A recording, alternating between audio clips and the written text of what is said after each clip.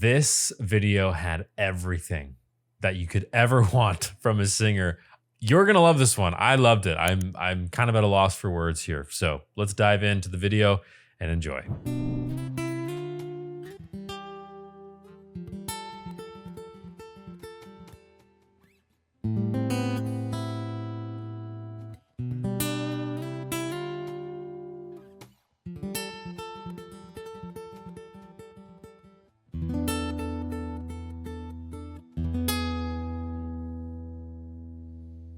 We could have had it.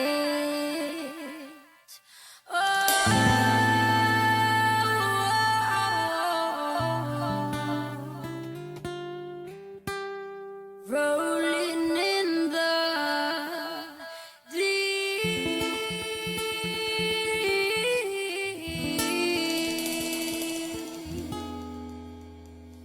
You had my heart inside your head,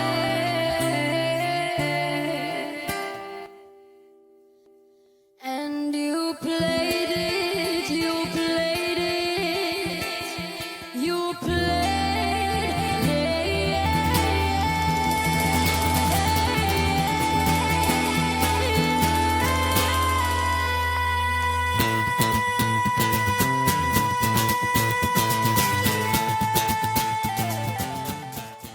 Okay. Are you wondering why I'm not freaking out about this auto-tune thing? Because I've seen this not this performance, but I've seen a performance of this before when she was performing. It was on some TV show, and the video got blocked for whatever reason. The TV show did not want me showing it. So I have seen this performance before. I was expecting the auto-tune, but this is a different venue. This is the Wish 107.5 bus. Kind of distracted by the intense traffic in the background, but I love this format of performance. It's really unique. It's very interesting to be performing on a bus. You've got a crowd of people in front of the window. You've got traffic in behind. Sometimes the bus is even moving, which is really cool. And I think this is a very interesting soundscape. To have a piece that I would say we probably all know, Rolling in the Deep. It was extremely popular when it was released by Adele. And to have such a heavily processed auto-tuned opening is really shocking to the ears. So I found this really interesting when I first heard it. And I remember just being like, what is going on? This is slightly different, a little bit more intimate, but we still get that auto-tune processed sound. One thing I want to try not to do in this video, and I always do this, is ignore the musicians alongside the singer. My ears and my brain just go towards the singer because I'm a singer and that's just where my mind goes. But every performance I've seen on Wish 107.5, I've done a lot of Morissette on this, a little bit of Gigi Delana as well. The musicians they bring with them are so talented, and they really carry this performance forward. And all of these performances forward. So I'm going to try not to ignore them this time. Let's keep going and listen to the real voice now. Less processed.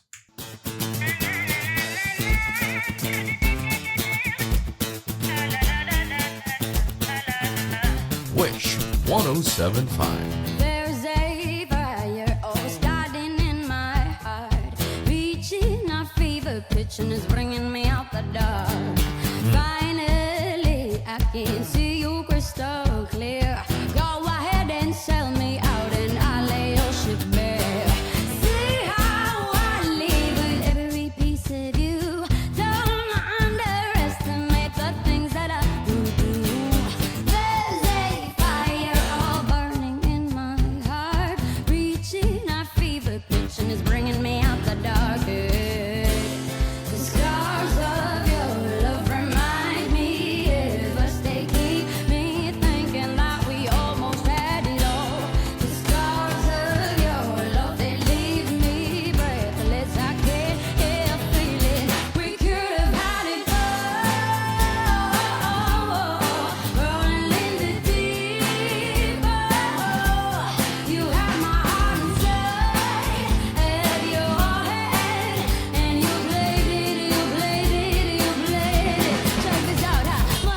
Okay.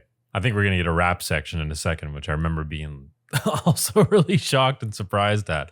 So, you know my opinions on cover songs, where a lot of the time it's a nice bonus to pay homage to the original, but kind of do your own thing as well. And I feel like this is a great example of that, where we still understand what the song is. We're not, there's no question. It's not changed so much that we don't understand or don't recall what the song actually is, but she's able to add her own spin and her own personality in it. Of course, we get the auto-tune section, and then the next section coming up is kind of a rapped section. But the chunk that we just listened to was the most normal section, I guess, if we can compare it to the Adele version, right?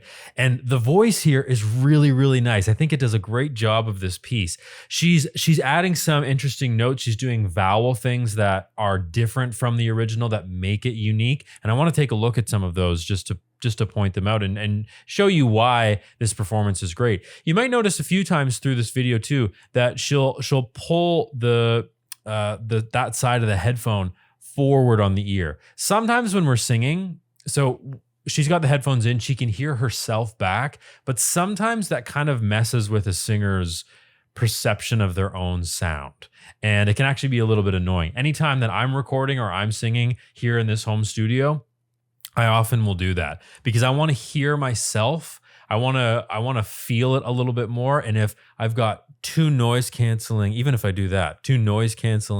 headphones in, it just throws off my perception, right? We don't practice as singers with headphones on, so you get used to certain sensations. And then when you're recording and you've got so much sound happening, it just kind of messes with you. So I do the exact same thing. 075. There's a fire all starting in my heart, reaching a fever pitch and it's bringing me out the dark. Right. So again, not making comparisons on who's a better singer by any means, but if we just think of the Adele version, then we picture in our minds Adele's very luscious and kind of lowish voice, right? Adele's not a very high singer. She can sing up high, but she's got kind of like it's like a melted caramel kind of sound. It's really, really gorgeous and luscious and like lives in here. Whereas KZ here has a lighter and brighter tone. And for me, if I were to place it somewhere in her face, for me, it seems like it lives in the front of her face and not so much in the chest, right? It's going to live right in there. And that's going to give it a brightness.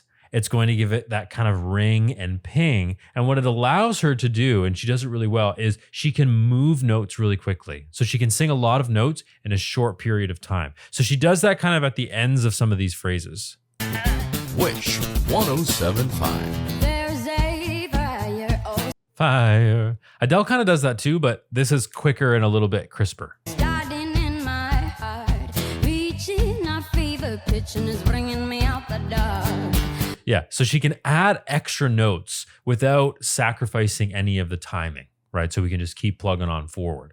Now, she has a really quick vibrato. You can hear that creeping in a little bit. There's a little shimmer in there. And different singers have different vibrato rates, right? Some singers are faster, some are slower. Like an example could be Ren has a very fast vibrato, and another singer like Josh Groban, for example, has a slower vibrato, right? A little bit more even. This is a bit faster. You can hear that kind of shimmer. Finally, I can see you crystal clear. Go ahead and sell me out and I'll lay your ship bare. Nice. Another thing we can do in a cover song is we can mix up the rhythms a little bit. So the timing or the beat isn't going to stop, but how we get there is going to differ. So she just added kind of a triplet action. The dark. Finally, I can see you crystal clear. Go ahead and sell me. Go ahead and, rather than go ahead and go ahead, right? So just changing different rhythms, like having a bit more fun with it. And I've only seen, and I can't really remember the first time I reacted to this that well. I remember obviously the auto-tune parts, but I can't remember specific details. I would guess, and let me know in the comments, that every performance of this is slightly different. KZ seems like a really artistic kind of person, someone who's not afraid to take risks and experiment a little bit with the performance, with the sound, with the musicality of it all. So I think you're going to get something different every single time, which is, we love that. That's great. Out and I lay your shit bare. See how I leave with every piece of you. Don't underestimate the things that I do. There's a fire all burning in my heart, reaching a fever pitch and is bringing me out the darkest. One quality that I'm enjoying here is her ability to just stop and have a little bit of a pause or a break in between notes. Boom, boom, boom. It's actually really great because Adele's style and maybe the way that most people would sing this is kind of very flowy, a bit more legato, which is Italian for smooth, right? With that smoother sound. But this is more upbeat. It's a bit more happy, I guess. It's a bit more chipper and cheerful. So we get those kind of crispy, punchy short notes throughout there. It's great. Singers need variety in their voices. They need to be able to do multiple things, but at the core of it all, you have to know how to sing well.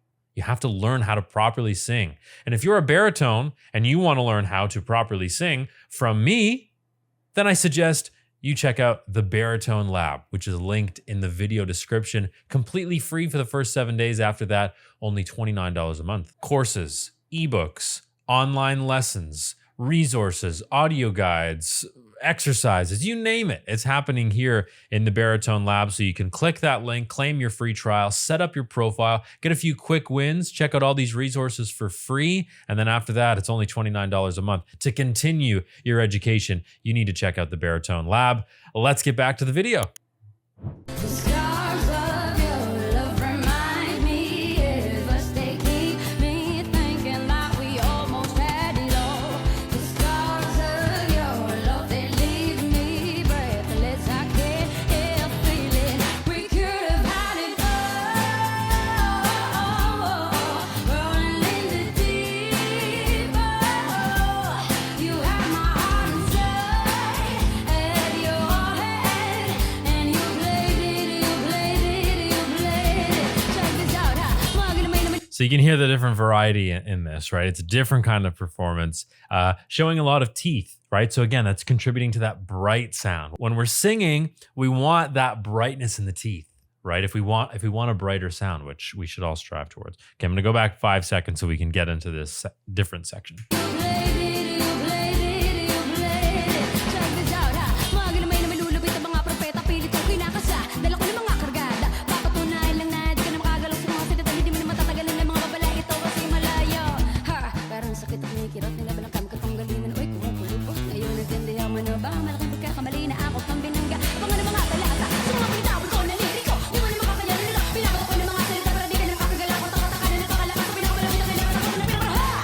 We could have had it all, rolling in the deep. Okay, I just have to stop there. Incredible. So unexpected. You would never expect that unless you were a longtime fan of this artist. So speedy. I don't sing anything that fast, ever. So I can't really comment on the intricacies of it, but just the rhythm is so fast. Shout out and props to the other musicians in the room for just maintaining that beat. They actually really completely changed musical styles. I don't know what kind of genre we went into briefly, but they were doing a really great job of supplying that foundation that she needed to skim over the top in such a rhythmic and crisp and quick way. Really exceptional. If anybody could translate what she was singing, that would be very much appreciated. But yeah, it takes a lot of skill to do what she's doing, to be able to sing this cover song with the kind of paying homage to the original, but then also mixing it up with crispier rhythms. And then, of course, hitting us with that really fast, lightning fast section. It's exceptional. You have my heart inside of your head,